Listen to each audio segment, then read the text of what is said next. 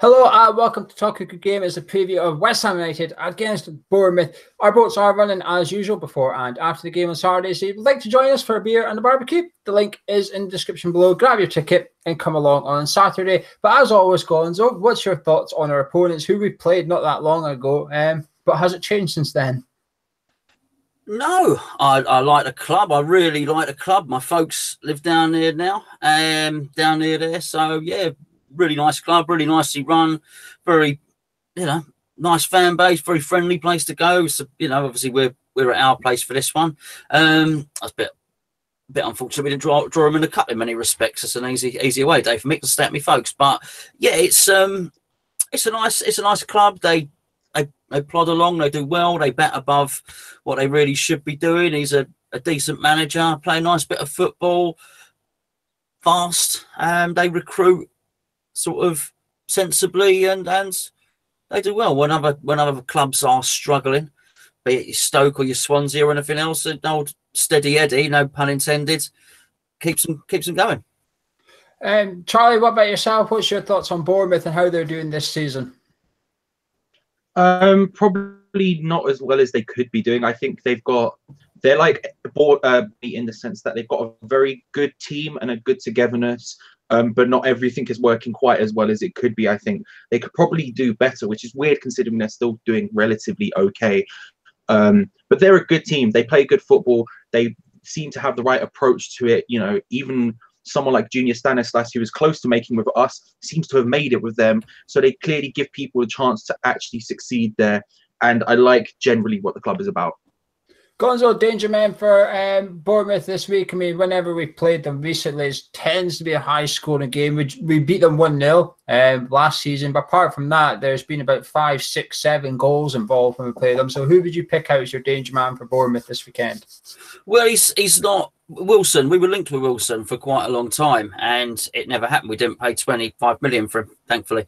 But he's a decent player. He's nice and fast. They got King there, who hit some form last season, but Wilson has been very unlucky with injuries, and he came back and he started scoring and looking really good. He hadn't actually played as much as I'd actually thought until I checked the stats a little bit earlier in his comeback. But I think he's a danger man as well.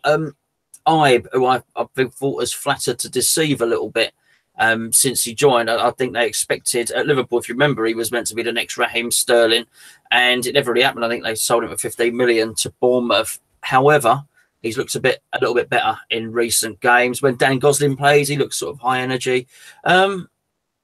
Danger man. We'd have to worry about it, do we? They got a rubbish goalkeeper who fumbles it and stuff like that. But they're no one to be totally fearful of, I would imagine. Charlie, who impresses you from the Bournemouth squad? A lot of them, actually. I think there's a lot of players who many people would probably, I would say, underrate. I think they've got a lot of people who could play a good game against us and everyone would be, oh, where did that come from? Whereas the reality is they're quite decent. Both their fullbacks are good enough. They've got a good strike force. Gonzo alluded to it. Wilson, King, both very good. And then, of course, they've got someone like Jermaine Defoe, who, and I don't know any of the team news, I haven't had time to look it up, but someone like Jermaine Defoe, that guy will put the ball in the net. Do you know what I mean? He's the Javier Hernandez of that team. He's a guy who you feed him and he will score. It's just the case of the way it rolls with him. So they've got a lot of players from a lot of different angles who can do a lot of damage. And even if they sound maybe so stereotypically English that you might think they won't be very good, they're a very, very decent team.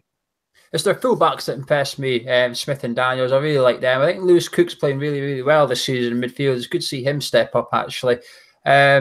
I like them. Good football inside. However, my opinion slightly changed of them recently, but they impressed me against Arsenal. I thought they deserved their win. They've got very, very similar run of form to us, excluding the FA Cup defeat they had midweek, but that was literally a second-string side for Bournemouth. Gonzo, has your opinion changed of Bournemouth recently with their sort of cheating aspects? I mean, they've been sort of pulled up for it. They had their handball goal against us, of course, but since then they've had a couple of dives. Harry Arter nearly took someone's legs off in the middle of the week against Wigan. Or has your opinion not changed that much of them? It's not, but as you know, I don't watch it really. I don't watch other teams play football, to be fair, apart from West Ham. So I've not seen any of these histrionics or anything like that. I try and catch up on Match of the Day sometimes, but I've not seen anything. No, my opinion has not really changed with them. I don't think I put them on a huge pedestal last time, and I'm not going to be really down on them now. I think they're a nice, solid club, do a nice, solid job. Yeah, I mean they attack as well. I'd rather if a match wasn't telly, I'd rather watch Bournemouth than West Brom or something. Do you know what I mean? Indeed. But before we talk about West Ham, a couple of things. First of all, is our charity bet with Betway 12-1, West Ham to win, both teams score. Marko Arnautovic to get a goal at any time, and Francis to get a yellow card for Bournemouth. If that wins, all our proceeds, £50 on, all the proceeds go to Isla's fight. And there is a collection on Saturday in and around the Olympic Stadium Park for Isla, the young hammer fighting cancer. So do donate generously if you see a bucket. Charlie, before we start on, I would say we would name an unchanged 11. Do not tell me if that is a yes or no, because that if you both say no, I wouldn't change anything, that is the show ended and it's a little bit boring. So I'll take it through step by step. Charlie, would you play Hernandez in this one? We haven't played a striker against Huddersfield, but we are at home now. Hernandez is the only striker you can really play. Carroll's out injured. Sakho's AWOL. He's somewhere between here and Crystal Palace and here is Swansea. But would you play Hernandez in this one? If we change the formation, then yes, I would. I feel like he has a role to play. I feel like David Moyes seems to be more signs to me are pointing towards him wanting to play a 4-2-3-1. Every time we seem to bring on Carroll and Hernandez together, that seems to be what he switches to. Playing a variation of that in the Cup game that I went to recently. And so, then yes, I would play Hernandez. If we don't, then I think it's a lot less clear and I probably wouldn't start him. Gonzo, when we played them on Boxing Day, they very much targeted Pablo Zabaleta with Fraser and Smith. Would you consider switching to Sam Byron for this one to give us pace on the right-hand side, or would you keep our steady Zabaleta in there? I just don't think we got much choice. I thought Sam Byron picked up another knock in the game the other night, but maybe I'm wrong. I don't think Moyes was overly impressed with him, I've got to say. He was quite reserved in his appraisal of some, although he did praise, remember him praising Burke, obviously. He seemed to say okay about a lot of players if you listen to his press conference, and I don't think okay from David Moyes doesn't tell me that someone's going to play. Would I? Probably not. I probably wouldn't change a winning team at all. I know what you're saying, that they offer something different. They've got pace down the flanks, but I'd like to hope and think that we've improved since then. And was it 3-0? It was a crazy game, wasn't it, when we played Bournemouth? I was just about to say, hopefully we can cause them a few more problems, but obviously we did cause them problems in that. I just hope we've shaped up a little bit since then, and I would keep things the same. Well, Charlie Gonzo just told me he wouldn't change anything, so I'll come to you this one. Would you put Cullen or Declan Rice? Well, he's back. He's back again. Charlie's all over the shop here. Charlie, would you play Declan Rice or Josh Cullen for this one? I think we need to play Josh Cullen. When in the Shrewsbury game, I was there. Sparks. His control was fantastic. He seemed to get involved. He got forward a lot more than our other centre mids would, and that's a really good sign. He looks like he wants to get involved more.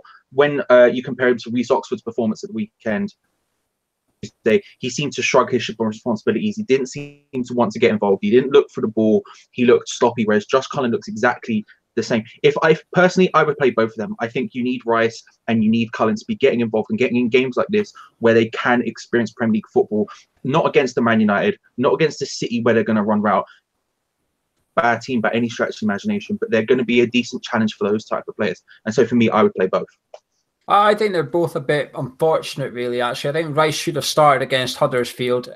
However, we went on to win the game. The back three that day, Collins, Ogbonna and Creswell, neither of them made any errors. Arguably, they were three of our better performers out of the 11. Of course, Arnautovic and Noble and Lanzini took the plaudits, and rightly so. But after those three, you'd probably be looking at your three centre-backs to give praise and credit to. It's just unfortunately that we've won the last league game 4-1, and there's probably no room for them. I think Rice in particular has had a hard deal there, actually, because I don't think he should have missed out the Huddersfield game, but I don't think he should get in for this 11. I agree with Gonzo, actually. we can't really change it. And it's also sort of like, if you did make changes, you would be looking at them too. And I think it's probably, it shows how lacking in squad depth and senior players we are at this point, where we don't really have any. You want to play a striker, it's got to be Hernandez. There isn't anyone else, unless you want to throw Tony Martinez in deep end. As for Byram, I wouldn't change it either, simply because I think Chiati's done a little bit better the last couple of games in protecting Zabaleta. If he wasn't doing that, I would say, yes, change it. Let's get Byram in there. Let's get the legs in there. Let's get the pace in there. Because if Eddie Howe does target him again, we're going to be better suited for it. We're going to take away the strength that Bournemouth have, which is pace. But if Chiati does his job properly, Zabaleta shouldn't be too exposed. But saying all that, Gonzo, are you confident for this one? Yeah, I am actually, for some reason. How can you not be? I guess we spend so much time being miserable this season, particularly with everything that's happened. I think we should be confident. I think the squad should be confident off the back of that last result. It was fantastic, and there was some real promise from the combinations that we saw between Arnautovic and Lanzini. And I mean, you sort of alluded to Rice was unlucky, and I totally agree. And then you mentioned Chiati in terms of him protecting Zabaleta. Well, I also think that Chiati is another reason why Rice is unlucky. I mean, he had the game of his life, didn't he? Chiati been shocking up to that. He's had a really, really poor season, but he pulled it out of the bag, made some good tackles, as you say, but also, created some trouble that resulted in us scoring some goals as well. So impacted in the defensive area of the pitch and up the in the attacking area of the pitch as well. So I think I have to be confident that we can just build on that. I think they'll come at us. They'll pose a slightly different problem than Huddersfield. I said before the Huddersfield game, I thought they were the worst team that I'd seen us play, and I saw nothing to change that in the corresponding fixture, but I think we'd be confident, yeah. Charlie, would you would you be confident of this one? Are you expecting 3 points on Saturday? Not massively confident, and the difference, I guess, for me could be the fact that I did sit through that Shrewsbury game and watched us be idle for however many minutes it was until Arnautovic came on. And that's the thing. He's in such good form at the moment. And obviously, Shrewsbury aren't a very good opposition. They're not going to cause him much problems between us winning and losing games. And it's the sad truth at the moment. If him and Lanzini are in form, I don't think I'm that scared of Bournemouth. If they're not having an on day, I'm concerned. I think we're just going to sit deep, and I think we're just going to play that ball. And that's fine. I can deal with that in this game, to be honest with you. So I'm hopeful, but I wouldn't say I was confident. I'm confident we'll score. I'm confident we'll cause them problems. I'm also reasonably confident we're going to concede as well at some point. Bournemouth are a very good team, and Bournemouth's strengths are our weaknesses, which is pace, really. They like to get the ball wide. They like to get down the flanks. They like to hit people on the counter-attack. We struggle a little bit. Both sides here have got a chip on their shoulder with the other team here. Bournemouth will be feeling that they were hard done by on Boxing Day. They were the better team, I think. I think they arguably deserved the win. And they'll be thinking the same thing. And they'll be thinking, Christ, how did they get out of that with a point? We'll be on the same. We'll be thinking, well, they got a goal that shouldn't have been given in the dying stages. We should have had 3 points from that game. So both teams will be thinking that it got hard done by in the last fixture, which will be kind of fresh on the mind. It was only 3-4 weeks ago. But we've got players. The only thing that makes me worry is David Moyes has to make changes if it's not working. If it's come to our mark, we're a goal behind or it's a draw and it's just not looking that good, he has to change it. He waited too long so far. My biggest criticism so far is his lack of substitutions. And at some point, he's going to have to impact the game. But saying all that, Gonzo, what's your score prediction for Saturday then? Are you going for 3? It sounds like you're going for 3 points and Charlie's going to be going for a draw, but let's see what you predict. Yeah, I can understand Charlie going for a draw, and they are a very good team, but I don't know. I'm looking forward to it. So it's going to be a good day out. So I think we're going to win 2-0. 2-0, Charlie? I think it will be 2-1 to West Ham, personally.